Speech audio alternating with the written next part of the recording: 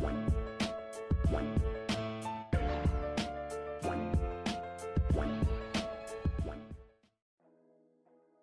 up, everybody? Welcome back to Blerd Out. It's your host, Tyrant. Today, we got a few things to cover. We got the new One Piece chapter, we got monsters on Netflix, and I'm going to be talking about League of Legends and Palworld. Of course, if you haven't read the latest chapter or watched the latest animation on Netflix Monsters, please note that there will be spoilers up ahead. We left off last week, and the world government basically initiated a buster call. Third time's a charm. We're going in here and we're going to nuke Egghead. Now, I mentioned last time that buster calls aren't really a threat anymore. I mean, in the story sense they are, they carry a certain weight to them. But as readers, we lose the urgency when it comes to a buster call. Because we know the Straw Hats will be fine. We know all the major players are going to be fine through this buster call. Or at least that's what the story has led us to believe. Oda could pull some kind of plot twist, but I don't see it coming around this time. Now, we got Kizaru and Saturn saying that they're going to stay behind as everyone else flees, and Doll seems to be taken aback by that, which is weird because it's not uncommon, I think, for at least the admirals to be there. Like when you think about Ohara, Aokiji was on the island as it was being blown up. Like, he hadn't left until far after. He was only enough to save Robin and look back at the island, and the island was completely on fire. So I don't find it as too odd, but maybe just because she's not accustomed to buster calls, she hasn't been in for a while, she could just be worried about them. Now, the fact that they're staying behind means that they're trying to be thorough with this, which I think is good because, like I said, Egghead has been showing them a lot of their mistakes. And so if they were to say, all right, buster call and then leave, you would be like, why didn't you follow up? Why didn't you make sure Vegapunk was dead? Why didn't you make sure Straw Hat was dead? Why didn't you make sure Kuma was dead? You left all these loose ends and you're just like, all right, buster call will get it. It's almost like they're genre savvy enough to know that they have to stay behind and make sure the job is done. And the way they're doing Egghead really resembles how Ohara went. And you have the parallels between, you have Clover at Ohara and then you have Vegapunk here, both looking at their respective creations, and they're like, man, they're really just going to throw away all this knowledge for the sake of hiding something. And Vegapunk's trying so hard to convince Saturn and Kizaru not to blow up the island. And it's like, one, the call's already been initiated, and two, Saturn doesn't care about anything you're saying. Saturn, in his true form, is a complete monster. He doesn't care about knowledge. He doesn't care about humanity. He cares about staying in power and hiding the secrets that they've been hiding for centuries. And honestly, you would think by now Vegapunk would get that, but I said it before in probably a couple of videos back. Vegapunk is very set in the ideology of science. He doesn't think so much right, wrong. He doesn't think so much like morality. He's thinking about forwarding science. So in a way, he's almost, I would say he's not street smart. Like, clearly Saturn isn't going to care about anything you're saying, but you're still trying to plead with him to save Egghead, even knowing what he did to Ohara for doing the exact same thing that's happening here. It's like, no, you researched the wrong thing, we're going to take you out. End of story. And even though I don't really feel the urgency or the despair from the buster call, it kind of hit me where Vegapunk was kind of just on his knees looking back at Egghead and it was crumbling to bits. Like that hit me a little bit because I do genuinely like Egghead, and I like the purpose that it serves for the One Piece world, being this mass of technology and knowledge that the world can use to better itself. So part of me does hope that, I don't know, some part of it remains. There's some kind of expulsion where maybe the egg can close and fly up into space and land on the moon. I don't know. Something to happen. I don't want it all to be destroyed. And Vegapunk even mentions that, it'll set humanity back, centuries if they destroy this island? Because pretty much all the world's knowledge is collected here now. They already blew up Ohara. So if you want knowledge, this is the place to go, and Vegapunk's the person you talk to. They're trying to eliminate that. And I think that means that the world government is very confident in what they have built upon so far. So they're confident that they don't need Vegapunk, they don't need the technology, they don't need any further advancements. They're like, what we have now, we can remain in power and keep everything in secret. So they have, one, a lot of faith in the Lunarian Seraphims, and two, they have a lot of faith in whatever weapon they use to wipe out Lugia, or at least Emu. And as Vegapunk's pleading to have Saturn stop the attack, Saturn just casually mentions that the ship that left Egghead the day prior, he sent a warship out to it to destroy it. In another parallel between Ohara, where Sakazuki ended up destroying the survivor ship, they went ahead and tried to destroy the ship leaving Egghead. Now we find out later on that that ship actually didn't get destroyed, and the warship that went out to destroy it actually got destroyed, and the people who were leaving are heading back to Egghead. And we'll talk about that mystery towards the end of the discussion, but just something to point out. So everyone starts leaving the island. All the fodder navy are charging back to the ship. People are getting ready to start blowing it up, and just like last time, the people don't care. They're like, all right, if you ain't on the ship, you ain't on the ship. The bombs are setting off in like 5 minutes. All the while, the Straw Hats are basically making their moves to get off as well. Now, they do separate just a bit. Like we have Sanji going to Kuma and Vegapunk, trying to get them out of the way because they're dealing with Kizaru right now. And then you have Atlas carrying Kuma, going with Bonnie. They're trying to get out as well. Like everyone's trying to get out their own way. Brook and Lilith are trying to bring the ship back. Brook actually ended up freezing the land ahead of them so they can slide the ship and get it over faster. Now, they didn't plan on a brake system, so they're probably just going to smash into something. And I mean, it's consistent how bad they kind of treat the Sunny and how bad they treated the Mary. Like, sliding the Sunny, I know it's made of atom wood, but sliding it on ice across like a long field cannot be good for it. Like, that's gotta be bad for the rudder. And we get a pen of the ships who are getting ready to launch the first volley. They basically are worried about the barrier, so they're like, okay, well, we'll just blast through that. Once we blast through the barrier, we can get to the actual stratum. Now, I think that's what's going to buy us some time to handle things inside of Egghead. So even if they do start shooting, it's not going to damage anything pertinent until, like, once pretty much everyone's gone, all the conflicts have been eradicated, and everyone's off the island. Now, the pacifistas are also staying this time, and I wonder if that's because they're pretty much invulnerable to the Buster Call. Because in reality, the Buster Call isn't anything special. It's just tons and tons of cannons being shot at an island until it's all on fire. I don't think the pacifistas are really weak to fire or cannon shots, so they could probably walk through that no problem. And they're kind of aiding and tearing up the island anyway because they're using Kizaru's lasers to pretty much cause explosions on land. So they're doing what the bombs can't do yet because of the barrier, and they're inside, so they're kind of taking care of business on their own. Now, as Atlas and Frankie, Kuma, Bonnie are trying to escape through the hyperspace capsule, Kizaru ends up going up and he goes to stop them with Ama no Murakumo, which is one of my favorite Kizaru moves. He has the 3 sacred jewel moves, which I like them all. And he ends up cutting the capsule in half, but like, so he cuts the capsule, he cuts the tube they're going through, but he doesn't cut anybody inside.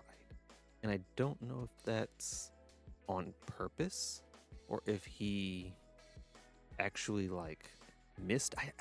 I doubt he missed. I feel like he purposely cut through it without hurting anybody, because there's no way they could react to that in time. And I think it's funny because they mention how fast the capsule is, but then they illustrate that Kizaru is that much faster. So they get cut out of the capsule and they start falling to the ground, and Saturn has the pacifist units all line up and start shooting beams at them while they're stuck in the air. Now, Kuma reaches out and grabs Bonnie again. So we saw that basically he was on his last leg, a couple chapters back, where he couldn't move. But the one thing he will instinctually do every time is protect Bonnie. So when these lasers aim up, he immediately grabs her. And it kind of sucks because if he had just a little bit of humanity, of like sentience, he could use his fruit and be out there. Like he would have no problems at all. But I guess since basically every part of him is dead, he's kind of just stuck to grabbing onto her and taking the hits himself. I am wondering what's going to come into play here because the beams aren't going to hit them. Like we know something's going to stop it, but what's going to stop it? One of the options would be the ship that was mentioned earlier, the one that they were supposed to sink but ended up sinking the warship and coming here. Whoever's on that ship could stop whatever's happening here. But you have to wonder who was on that ship. Because if it's a big name, I feel like they wouldn't just send a warship there. Like if it was Dragon or if it was Blackbeard, it wouldn't make a whole lot of sense to be like, all right, you, Vice Admiral Dalmatian, go fight Dragon. Like that doesn't make any sense. It's got to be someone who's not a big name, but maybe they work under a big name. Now we know that the Blackbeard pirates were somewhere near Egghead previously, but they would know that that's Blackbeard's ship, so I doubt they would send just one warship to get them. And besides, we know that, one, Vegapunk knew who was leaving the island, and two, they have to be affiliated with Vegapunk in some way. So Blackbeard pirates don't make a whole lot of sense because not only does Vegapunk have to know about them, he was shown to be concerned about them. And I doubt he would show concern for Blackbeard or any of his crew. And I doubt Blackbeard's crew would come here and be, civil. Could it be Dragon? Again, unlikely. I feel like that's too big a name. I think it would be maybe the revolutionary leaders or their vice leaders. Could it be the Straw Hat Grand Fleet? Also doesn't make a whole lot of sense. I mean, again, it has to be someone who had previous ties with Egghead or Vegapunk because they were leaving the island prior. And since it doesn't seem like normal citizens live here, it was definitely somebody who knew about the island, was visiting, and was able to leave. I assume we're going to know next chapter. Now, we could get some feats from, say, Kizaru, from Sanji, but I don't know that... Well, one, I don't know that Sanji would be able to deflect anything. At most, I think he would go up there, try and grab Bonnie and leave, which would leave everyone else to get hit by the lasers. To be fair, I think everyone here could tank the lasers except Bonnie, so that wouldn't be the worst thing. But we could also have... See, the idea I like the most, but it's not very likely, is that Kizaru does the same thing that Kuma did back on Sabondi, where the Pacifista was about to shoot Sanji, Usopp, and Brook, and then Kuma comes in and is like, don't get in the way, I'll take care of this, and gets rid of the Pacifista. Now, if Kizaru is like, you guys don't get in the way, I'll take care of this, like that would be dope, and he like slashes all the Pacifista or something.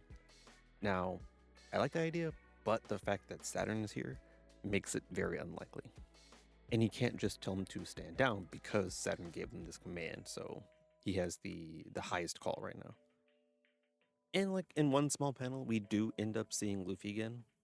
He has food, and it looks like he's at the thing that I was talking about previously, where it's like he's eating the synthesized food, the machine that can create food, whatever they want. Because I see like a machine behind him, and it looks like it has pictures of food and the little slot that puts it out. So I'm pretty sure, one, whoever got him the food, they got it from this machine. They moved it over to him, and then Luffy made his way over to the machine itself. But now that Luffy's stuffed, not only he's full, he can go Gear 5 if he wants and start wrecking havoc. So that's probably what we're going to see here soon. We're going to see Luffy going Gear 5, or at least Luffy joining the fight, and we're going to see whoever's on that ship. Either way, the Buster Call is about to get turned on its head. I don't think it's going to go the way Saturn wants it to go, and the fact that I feel like Egghead won't be completely destroyed by the end of this. And we are not on break, so we'll be seeing that soon. Now, moving on, I did end up catching Monsters on Netflix. It is just like a one episode special, but I thoroughly enjoyed it. Like I kind of wanted it to be either longer or multi episodes because, I feel like you could have expounded on some things that would have been nice. But otherwise, it was a really cool special. The animation was fine. They had Zoro doing the intro. Love that. And it's cool to see some of the character designs and personalities because you can kind of see the One Piece in all of this.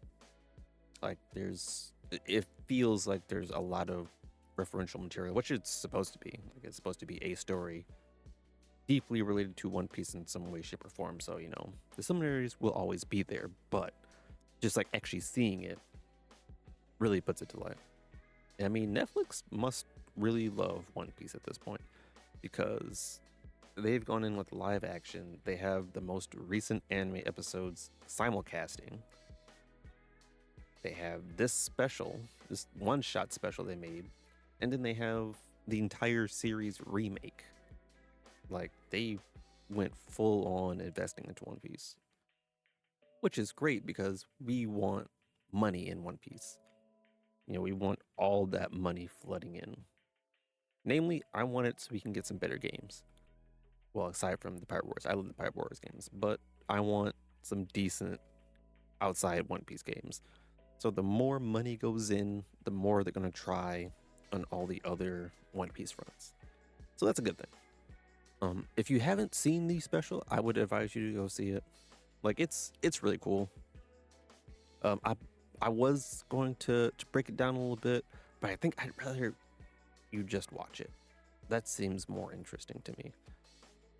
And then, like I was saying, as far as games go, so I'm an avid League player. I play League probably at least once a day. I get a good match in. I've been playing League since 2011, 2012. A long time. League is ingrained in my veins. And I'm known for getting a lot of my friends into League and cursing their lives with that. That is the League of Legends. So I move around, I infect people with League, and then I let them fall deeper and deeper into the despair that is that game. But it's so addictive. Like I can't be tired of League. I don't know why.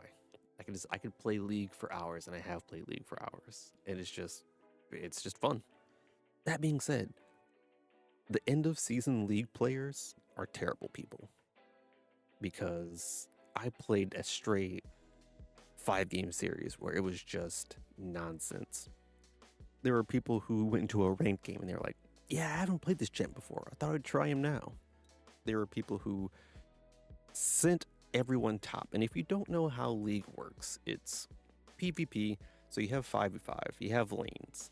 You have a top lane, you have a mid lane, you have a bot lane, you have a jungle. Different lanes require different people, different amounts of people to man them. So in a game, you're never really going to see everyone in one lane unless you're playing the filth that is ARAM. Yet, in this ranked game, all 5 people were top. And it baffles me because at that point you're like, okay, this team's trolling.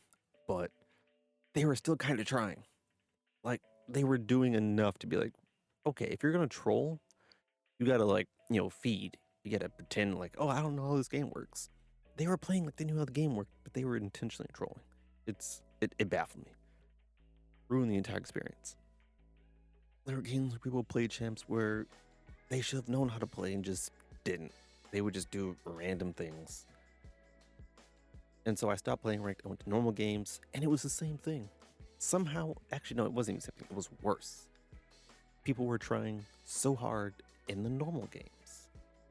And I'm like, I'm here to chill. I just played ranked. I want to just relax a little bit. Nope.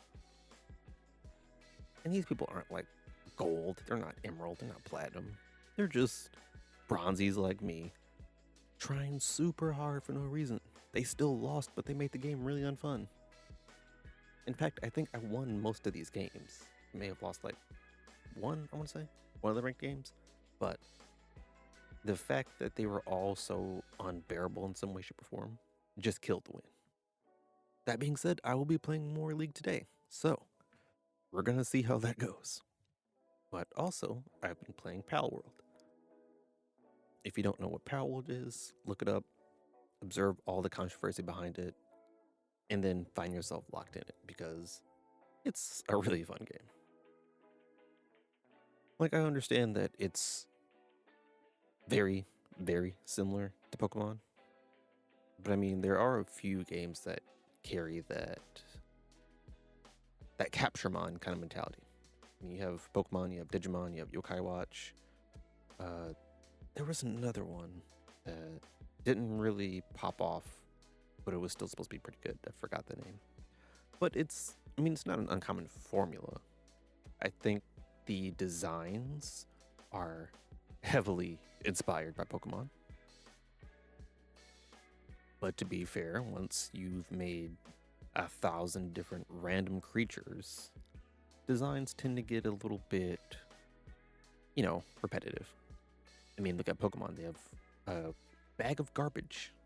Well, they have 2 bags of garbage. They have a bag of garbage in its evolutionary form, which is a bigger bag of garbage. So, I mean, creativity can be lacking sometimes. But the game itself is fun. Like, it's got the survival aspect plus the, catch 'em all aspect, which is a combination I really didn't know I wanted. And I still don't know if I want because, like, my Pokemon needing to eat, me needing to eat and like harvest things to have them eat is kind of, it's a lot of work to do it for one person. So when you have you plus the 6 people you're carrying around and they all need to eat, that kind of, makes it a little detrimental to the game. Now the game does come with like custom sliders, so you can change certain aspects like how much Pokemon show up, how much they need to eat, how much it takes them to revive. Like you can adjust the complexity of the game, which is a really nice feature. And of course, some features aren't there. I'm playing the Xbox Game Pass version, so I can't even change the names of anything. Some buttons don't work the same way. Like it's early access. It's not supposed to be a perfect product. And it clearly still has work to go before it's, in a really finished playable state. But what they have now is really nice. I'm probably going to play that today too. And if you have Game Pass, I would suggest you try it. Like, give it a shot. It's on sale on Steam right now, and I haven't made the jump to purchase it on Steam. Steam being the better early access version right now. But if it gets like solid updates and it doesn't live in early access for millennia, I might actually invest in it. The only thing that's kind of killing it right now is that you can't really, well, one, there's no crossplay. So I play on Xbox, I got some friends that play on Steam. We can't play together. We have to have different worlds, different saves, everything. But you can't like move saves around. It's very like, all right, you're gonna play on this very distinct world only at this point in time. You're gonna play in this very distinct world at this portion of time only. If this person isn't on, you gotta play in a different world. You can play in your world, invite people. Like it's, like I said, it's early access. So there's a lot of functionality that isn't there. There's a lot of quality of life that isn't there. And I'm sure they're working on updating that. But if you want to, kind of just jump in, get a feel for it, try it out. I was skeptical of it at first. I thought it looked kind of goofy. But I gave it a shot. I think the thing that makes it fun is playing with other people. If you play it solo, you might not enjoy it as much. I think you should definitely try getting other people to play it with you, and you'll have the most fun from it. But that is going to do it for me today. If you guys try out Palworld, let me know what you think. If you play League, drop your summoner name. Maybe I'll play some games. Note, I'm not great. I am still rusty, even though I've been playing this game continuously for years. I will catch you on the next one. Peace.